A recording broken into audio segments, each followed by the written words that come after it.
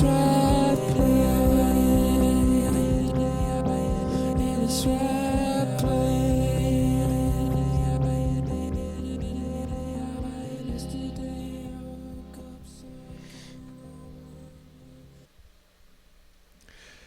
vinyl lovers, and welcome to this debut episode of Groovescape, a music and vinyl review podcast hosted by me, Josh Greenberg. I'm broadcasting from my personal retreat from COVID headquarters, aka my home studio in Ottawa, Canada. Now, like many of you, I've spent the last several months mostly cooped up inside, trying to keep myself and my family safe from the risk of COVID infection and waiting patiently, or not so patiently as the case may be, for the threat level to drop so we can all return to our normal rhythms and routines. Now, obviously, we still have a long way to go.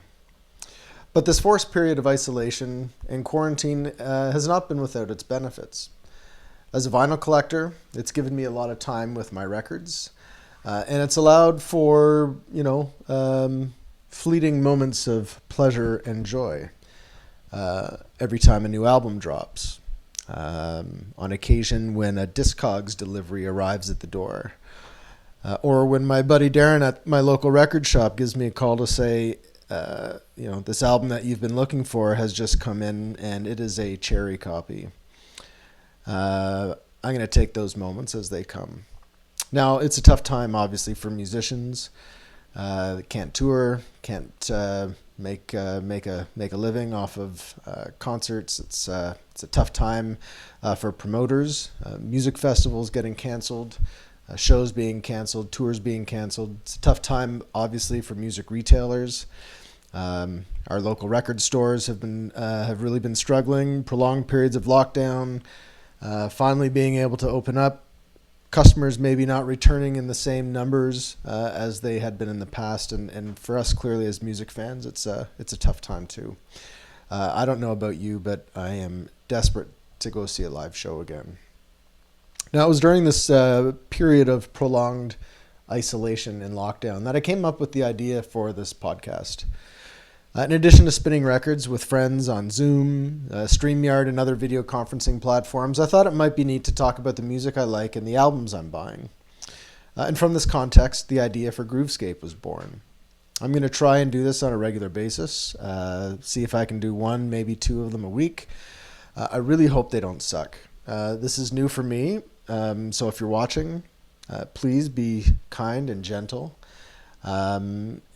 If there's music you would like to hear me talk about, if you think I've got something you might want to hear, drop me a line. Let me know. I'd love to do that.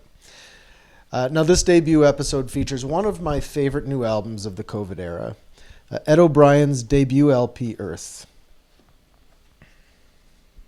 Now, fans of Radiohead will recognize Ed O'Brien as the band's long-standing guitarist and backup vocalist.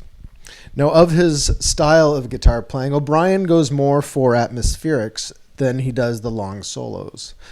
In the traditions of musicians like Peter Buck, Johnny Marr, and The Edge, he describes his guitar playing as an art form akin to painting.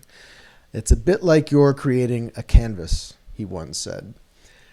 Using a combination of distortion, delay, pitch shifting, O'Brien sets out to construct a cloud of sonic effects that add texture to the band's music. And for 3 decades, he's been Radiohead's 6-string aural architect. As for his backing vocals, Pitchfork once described it as Radiohead's most consistent secret weapon. Now, the first track on Earth, Shangri-La, bears a mark of immediate recognition. If you listen to Radiohead, you'll identify those vocals right away, but the album is also distinctive enough from Radiohead's now standard electronic sound that it delivers something unique. Now, before we get to the music, let's have a look at the album itself. You can see the vinyl is on my turntable just behind me here, is a gorgeous creamsicle orange. The gatefold features a vibrant color palette. You've got some gorgeous photographic artwork on the back and on the inside of the gatefold. Let's try and open that up here. This is artwork by Elliot Lee Hazel, who's done layouts for, of course, for Radiohead, for Beck, John Legend, and many other artists. One of my biggest pet peeves as a vinyl collector is you go and you shell out, say, 30, 40 bucks, sometimes even more, for a new album. You get it home, you rip off the cellophane, you open it up, and all you get inside is standard black wax wrapped in basic white paper. This album, on the other hand, offers plenty of bonus photos, liner notes, and a lyric sheet, making it a truly interactive piece of musical art. So there's much here to enjoy beyond the notes that are embedded deep into the grooves of the vinyl. Now, I really like this album, and I hope you will too. Let's have a listen to that opening track. This is Shangri-La.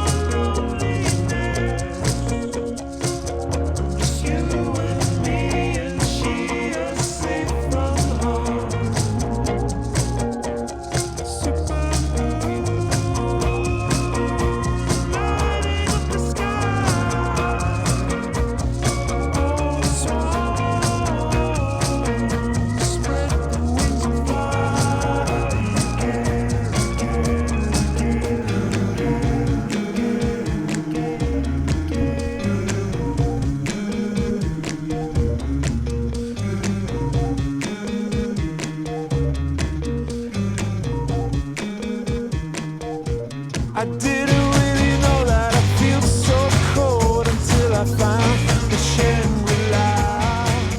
I didn't really know I could feel so old until I found the Shangri-La. So that is Shangri-La, lead off track on Ed O'Brien's new debut LP, Earth. As I said, I really like this album, but some reviewers have panned it for being a bit uneven, and maybe that's a fair criticism. Stylistically, it's a bit promiscuous. Some tracks are ethereal, others are folksy, some songs have fairly straightforward guitar work, and others yet gesture more explicitly to Radiohead's electronic turn. Most of the album was inspired while O'Brien was living in Brazil in 2017, but some tracks seem to have been written as long ago as 2008.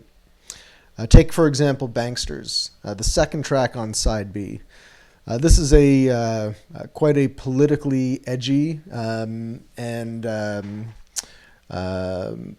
politically focused track, clearly taking aim at the international capitalist class responsible for the global recession and all the social misery it created around 2008. Let's have a listen to that song. This is Banksters off of side B.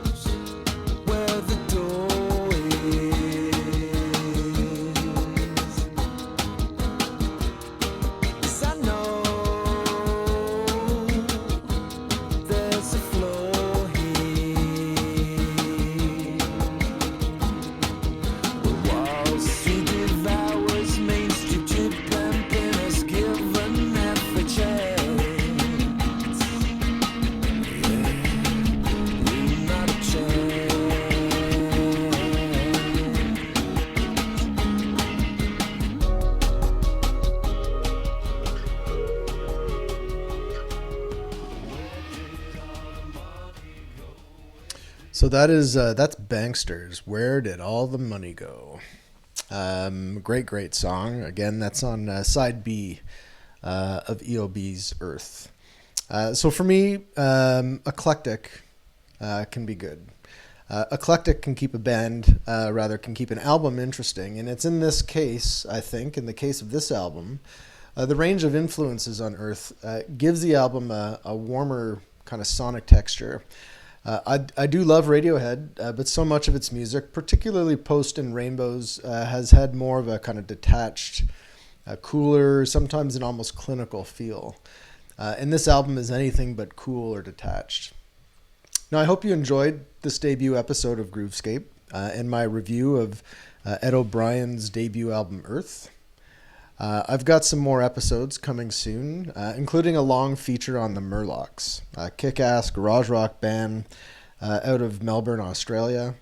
A special episode on cover albums that'll feature tracks by Willie Nelson, Ty Segall, and the Eagles of death metal. But before I wrap, I want to give a special shout out to my favorite local brewery, Tooth and Nail. Tooth and Nail is a big supporter and advocate of vinyl culture. Tooth and Nail hosts Vinyl Night every Wednesday, featuring yours truly and a few other DJs who like to spin their favorite music, all in analog, of course. I know we're all looking forward to the end of this fucking pandemic, so we can all get together again and enjoy some great beer and great music. But for now, you should order your beer, and you can order merchandise by visiting their shop online on the web. That's Tooth and Nail Brewery in Ottawa. Let's close this episode with a live version of the song Olympic. This is the second to last song on the album. It's actually my favorite song on the album. This version was recorded live in Wales in 2020.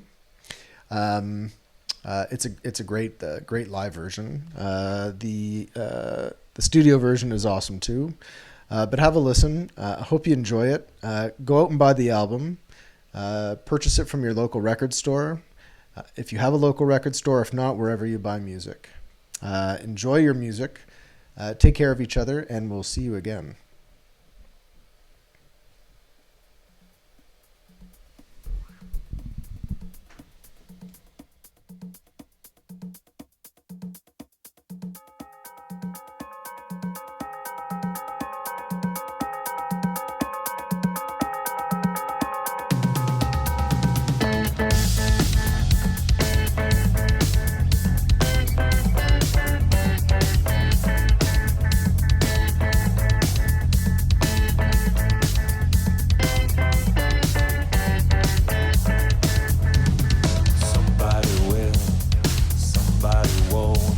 Somebody do and somebody don't.